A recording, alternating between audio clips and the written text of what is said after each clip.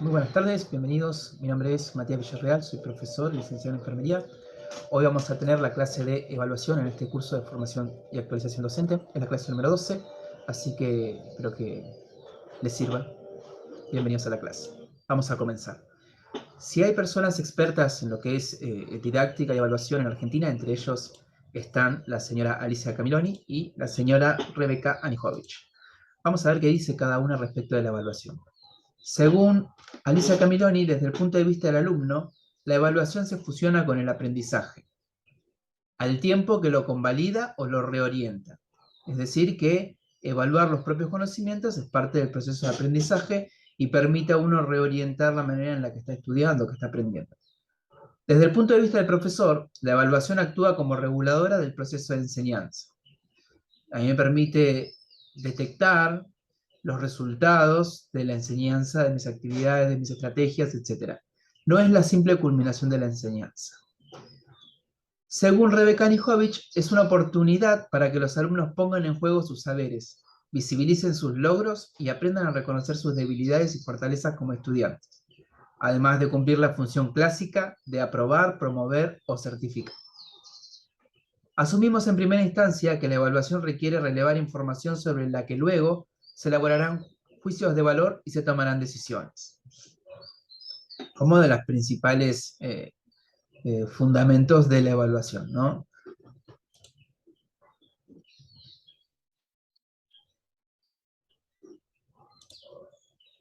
En esta clase lo que vamos a ver son 4 temas. Uno es la retroalimentación, el otro es la heteroevaluación, la autoevaluación y la coevaluación, como 3 tipos de evaluación diferentes, ¿sí?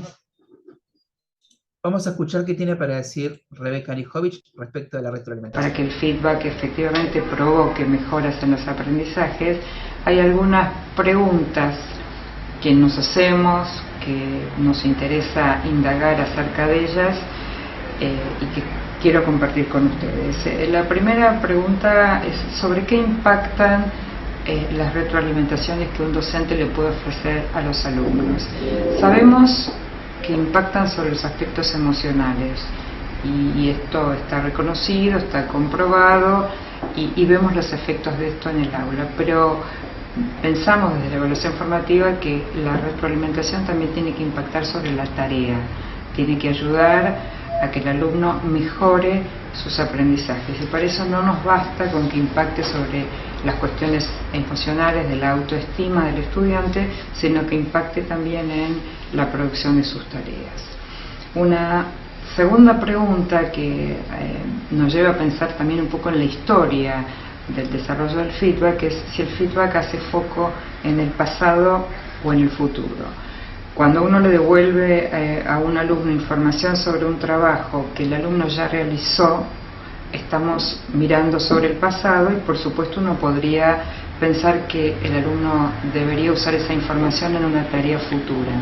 Pero esto no se produce automáticamente, el alumno no necesariamente recibe información de un trabajo pasado y la usa en un trabajo futuro. Eso significa que necesitamos dar una devolución que implique que el alumno utilice esa información en futuras tareas.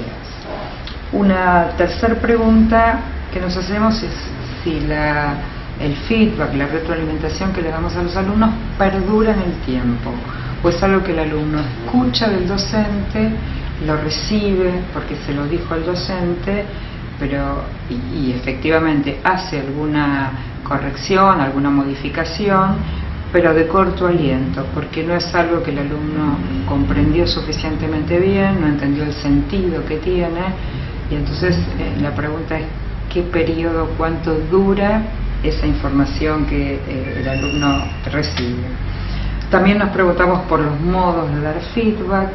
Sabemos que en la comunicación importa no solo el contenido, sino también la forma como se da la información. Entonces muchas veces impacta negativamente el feedback, no por el contenido de lo que se está diciendo, sino por el modo que el docente utiliza, el sentido de oportunidad, en qué momento se lo dice, en qué situación se lo dice, en qué contexto. Y la última cuestión que nos preguntamos es qué decisiones toma el alumno con respecto a la información que recibe. Y a veces es ilustrativo una analogía que muchas veces usamos, que es la analogía del paquete, ¿no? Y uno pregunta, ¿qué hace alguien cuando recibe un paquete? Y puede hacer muchas cosas con el paquete. Puede devolvérselo al remitente, puede guardarlo para abrirlo más adelante, podría abrirlo en ese momento y usarlo, podría descartarlo, ¿no? Y en realidad el alumno con la retroalimentación puede hacer cualquiera de estas cosas que haría con un paquete, y la intención es que el alumno tome esa retroalimentación, la pueda usar y que sea un ida y vuelta, un diálogo que establezca con el docente entre aquello que recibe, lo que él comprendió que tiene que hacer y cómo ese uso de ese feedback le puede servir para mejorar sus aprendizajes, que es finalmente el objetivo de la evaluación formativa. La retroalimentación y tiene que ver con la devolución que le damos al alumno, ¿sí? Si nosotros utilizamos esta oportunidad de evaluación o de certificación para poder construir conocimientos, para poder detectar las debilidades del estudiante y reforzar la enseñanza desde esa perspectiva, para que él logre con las metas, ¿no? Con las expectativas de logro que tenemos nosotros como docente, con lo que tiene el programa, con expectativas de logro y con las propias metas del estudiante. La retroalimentación según Sadler, menciona que la información que pone el foco en el yo, buen chico o esperaba más de vos, es inútil para la mejora de los aprendizajes. Es decir, nosotros no podemos interpretar como una buena retroalimentación, decirle que es muy buen alumno cuando hace lo que nosotros le pedimos o que es mal alumno cuando no hace lo que le pedimos, sino siempre entendiendo que es una instancia que nos permite o que nos abre una ventana, una oportunidad de poder reforzar esos contenidos que el alumno no pudo adoptar de la manera esperada, ¿sí? Entonces, la retroalimentación no se trata de decirle, bien, estás bien porque estás haciendo lo que yo te digo, porque cumpliste en tiempo y forma. Se trata de darle herramientas para que él pueda hacer este propio proceso de evaluación él mismo, ¿sí? Que él mismo puede evaluar sus propios saberes, sus propios aprendizajes, sus propios avances, a enseñarle a detectar los retrasos o las desmejoras, o los obstáculos que se le van presentando en el camino, para que él mismo pueda participar de manera activa en el proceso de aprendizaje, ¿sí? Retroalimentación es esto, como decía Anijovic, es el feedback, es el ida y vuelta, ¿sí? Es la oportunidad en la que yo doy una devolución de lo que escribo. Clásicamente conocemos un examen en el que el docente corrige, pone una nota de aprobado, una nota de desaprobado, entrega el examen y listo. No aparecen allí correcciones, no hay correcciones verbales hacia el alumno, entonces no hay una oportunidad de mejora. No es una buena retroalimentación, no existe retroalimentación en ese caso. Tenemos dos maneras de producir una devolución al paciente, al estudiante respecto de lo que nosotros queremos conseguir, ¿sí? De nuestras metas y de las suyas. La primera es a través de la forma escrita. Yo corrijo el examen escrito y ahí mismo le hago comentarios. Si fuese un examen virtual, le hago comentarios directamente en la plataforma virtual que elegimos. Si el examen fue entregado a través de Classroom, bueno, en Classroom le haré los comentarios de manera escrita y en esos comentarios estaría buscando yo que él comprenda cuáles fueron las dificultades o qué es lo que yo vi que estaba como para corregir, que estaba para mejorar o que no estaba bien dentro del examen que él presentó. De nada le sirve a un estudiante que uno le presente un examen que dice 5 sin ninguna corrección, no le damos oportunidades de crecimiento, de mejora, de aprendizaje, no logra comprender en qué se equivocó, entonces no lo puede mejorar, y sería injusto que en un siguiente examen nosotros le tomamos el mismo tema y que pretendamos que él mejore la respuesta cuando nunca le dijimos que esa era la respuesta que estaba mal, por ejemplo, ¿no? O en qué estaba mal. O si simplemente el contenido estaba bien, pero no cumplió con la consigna, es importante. Se trata de brindar oportunidades para que los alumnos identifiquen los problemas y así desarrollen habilidades de autorregulación del aprendizaje. Según Rebeca Anijovic, en el texto de La evaluación como oportunidad. Vamos a ver un video que muestra esta realidad de cómo se manejan los exámenes. Dame tu examen. Dame tu examen, Bart. Terminó la clase. ¿Me podría calificar ahora? Ah, está bien. Aquí está mi amigo rojo.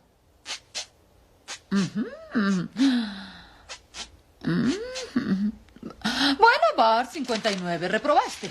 Ay, no. No puedo creerlo. Lo sé. Otro año juntos. Ah, será el infierno.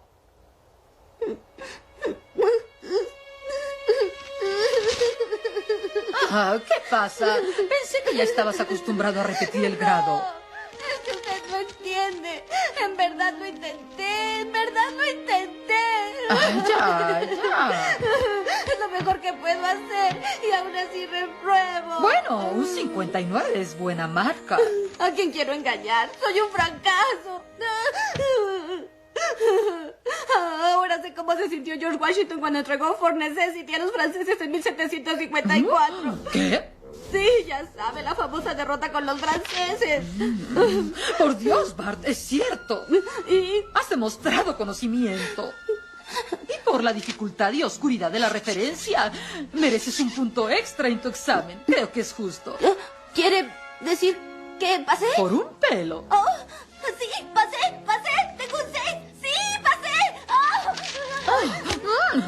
Como vemos en el ejemplo de este pequeño episodio de Los Simpsons, lo que la maestra estaba calificando, o sea, los saberes que la maestra estaba calificando, no eran realmente el reflejo de lo que él sabía. Ella estaba calificando lo que él escribió en ese momento, y sabemos los múltiples factores que intervienen en un momento de examen o de evaluación, ¿no? La ansiedad, los nervios, la presión. Entonces, esa evaluación que ella estaba corrigiendo no era el reflejo de lo que él sabía, él claramente sabía más. Y esta oportunidad de hacer un intercambio, de hablar, de escucharlo, le permitió reconocer que esos saberes sí estaban, solo que no los había podido expresar en ese método de evaluación que se había escogido, que era el escrito. Entonces, esto es lo importante de la retroalimentación. A veces, cuando nosotros le damos esta oportunidad de conversar al estudiante, remarcándole qué es lo que nosotros vimos, dificultades, obstáculos o cosas que mejorar, le damos a él la oportunidad de dar una devolución y demostrarnos que realmente sí lo sabía, quizá no había entendido la consigna. Entonces nos tenemos que replantear nosotros también la claridad de nuestras consignas o el tiempo que le dedicamos a explicarlas. Quizá él creyó que nosotros esperábamos otra cosa, no quedaron muy claros los objetivos de la evaluación, o lo que nosotros esperábamos de cada una de las respuestas, o los criterios de evaluación. Entonces, la retroalimentación nos brinda una oportunidad a nosotros como docentes de crecer y conseguir nuestras metas respecto a lo que queremos que logren los estudiantes, y al estudiante le da la oportunidad de mejorar, de aprender, ¿sí? El ejemplo que vimos recién del capítulo de Los Simpson claramente es la heteroevaluación. Entonces dijimos que en la clase de hoy vamos a hablar de heteroevaluación, autoevaluación y coevaluación. Las tres son evaluaciones y tienen los mismos objetivos, ¿sí? La diferencia está en los actores de cada una. La heteroevaluación es un tipo de evaluación en la cual una persona externa, ajena, va a calificar o va a observar o va a acreditar capacidades, habilidades, conocimientos, aptitudes de otra. En la autoevaluación, quien evalúa, o sea, quien mide los aprendizajes y las dificultades, es la propia persona. En la coevaluación, el que mide, el que evalúa, es un compañero, pero que está en el mismo nivel que yo o en mi misma función. ¿Sí? No es un superior, no es una persona externa, no soy yo.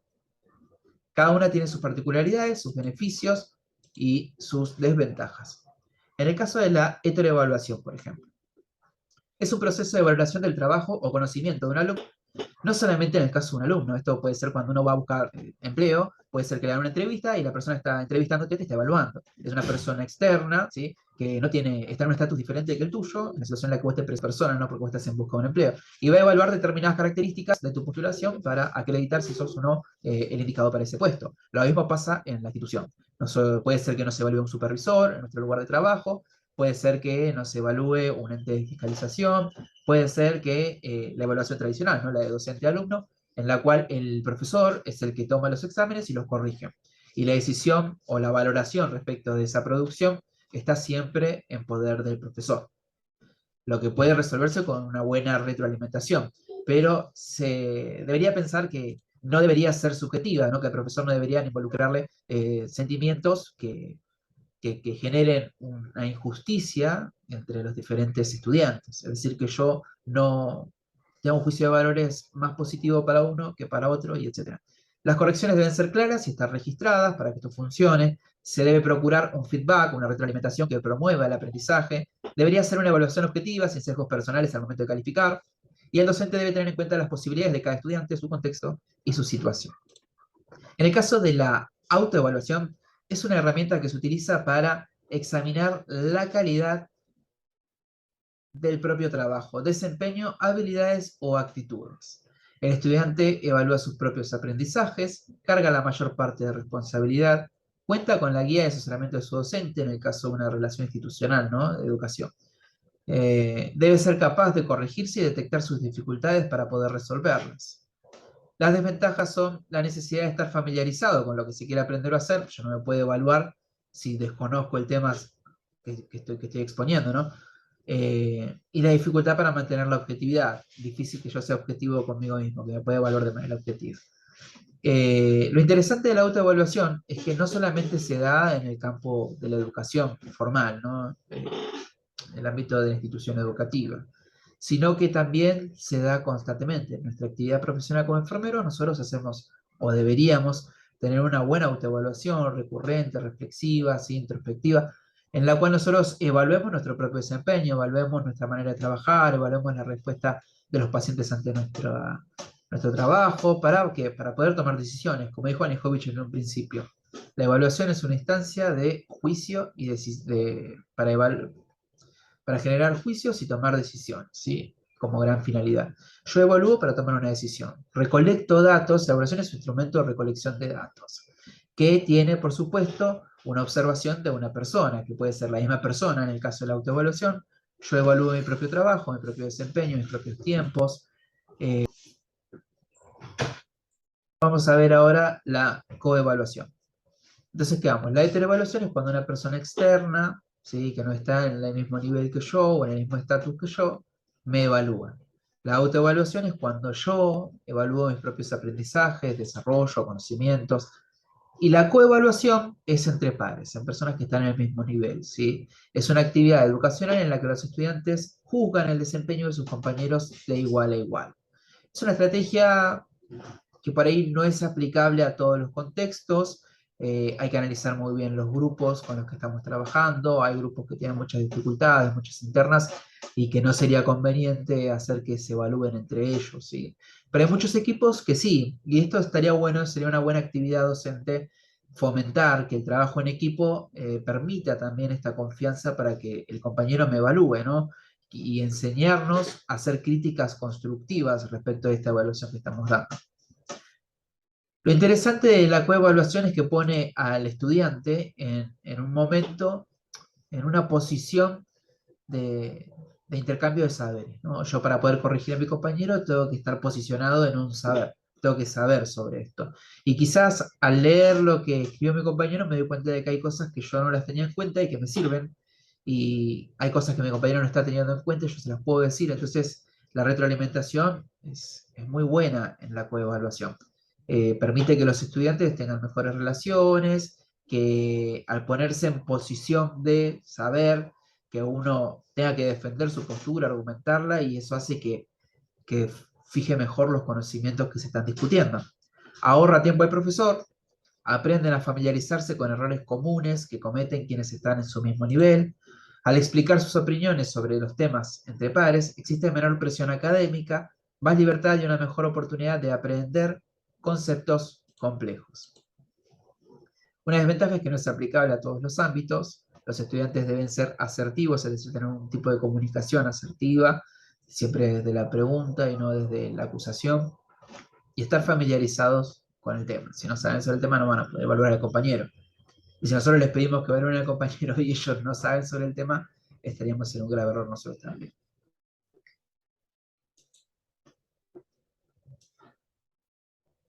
Muy bien. Entonces, la retroalimentación es el intercambio que se da luego de la evaluación o durante la evaluación entre el alumno y el profesor en nuestro caso, ¿no? Lo que genera oportunidades de crecimiento para los dos agentes, los dos actores, tanto para el profesor como para el estudiante. No basta con decir que está muy bien, hiciste muy bien, siempre está bien, o esperaba más de vos, o deberías mejorar esto, sino que hay que darles herramientas para que consigan esto que nosotros pretendemos. Si nosotros decimos, esperaba un poco más de vos, bueno, démosle herramientas para que logren eso que yo esperaba. O vos qué opinás respecto de tu evaluación, o quizá hubiese estado bueno que menciones esto, o que te manejes de esta manera, ¿sí? Una comunicación muy asertiva en la retroalimentación.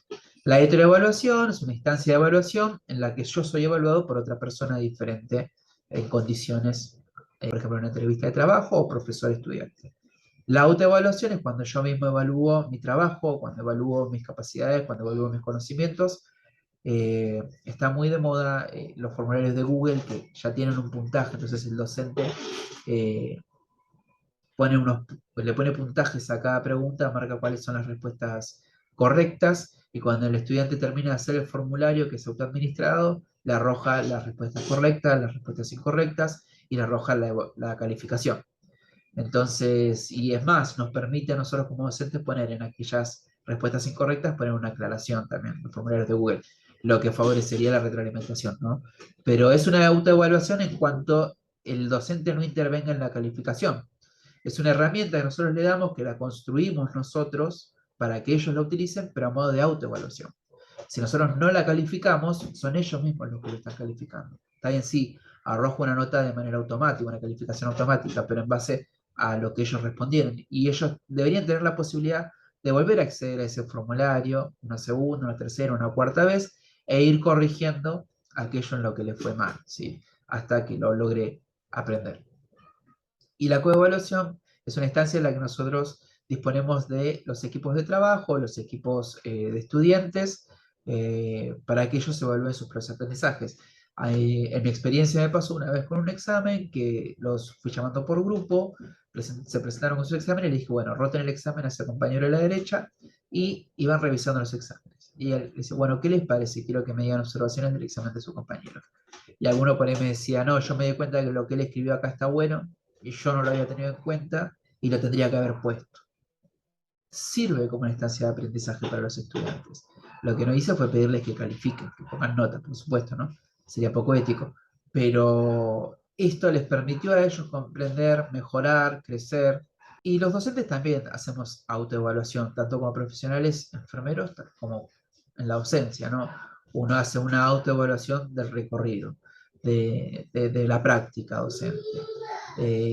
Si conseguí los resultados que esperaba, si logré los objetivos que me había propuesto, si alcancé mis metas, y de qué manera podría mejorar para lograrlo, o qué cosas podría cambiar para hacer más dinámicas las clases, ¿sí?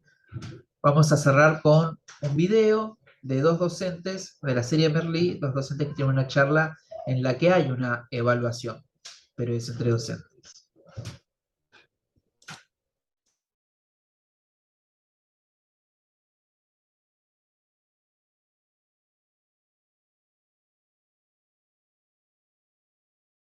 ¿Ya te vas? Sí, ya he tenido bastante por hoy. ¿Y tú qué? ¿Qué haces? Corrijo exámenes mientras espero a Gloria. Está con los pequeños de primero. ¿A qué mente brillante se le ocurrió juntar en los institutos alumnos de 11 años mezclados con otros de 18? Entre eso, los recortes y que cada 2x3 hacen una reforma educativa, es para volverse loco. Hoy he echado a un alumno de bachillerato, pero no ha querido salir de clase. Me ha desafiado. ¿Tú qué habrías hecho? ¿Quién ha sido? ¿Tú qué habrías hecho? Bueno, yo de ti redactaría un informe y en el próximo consejo escolar se estudiará el expediente disciplinario. Y pasan semanas entre una cosa y otra. La próxima vez ven a buscarme. Conmigo no se atreven, saben quién manda. Contigo, Santi, perdona, pero no sé si lo tienen claro. Yo no quiero entrar en una guerra inútil con ese alumno. No se trata de guerras, pero no dejes que te hagan eso.